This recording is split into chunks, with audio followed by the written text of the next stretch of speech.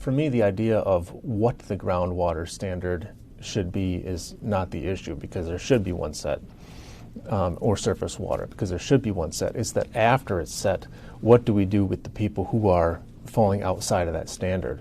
Because you are an emitter of a pollutant once one single molecule comes off your property. So if you have a farmer who took biosolids and the PFAS is going down into the water table and it's migrating to their neighbor's property, now they're an emitter, and they're subject to remediation orders, which essentially devalues their property to zero, because nobody's going to buy a property that's subject to DNR remediation orders.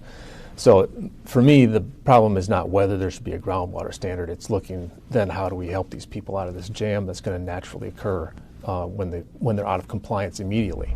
I'm not a scientist, but I trust scientists. And when our public health officials and our scientists are making a recommendation of 20, I think that we need to be taking that very seriously, and we should be landing at that spot. I also, as I said earlier, very much believe that we need to be investing more finances and research and time into PFAS and understanding it's an emerging conversation. You listed off a whole lot of communities that have tested hot for PFAS. That list is going to continue to grow, not only in Wisconsin, but across our nation.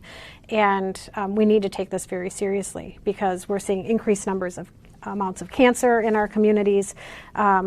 People are not able to drink out of their taps. These are very concerning. And when our scientists are saying, and they're waving flags and saying that we need to do something about this, I get concerned when partisans step in and say, well, I don't agree with 20, I want 70.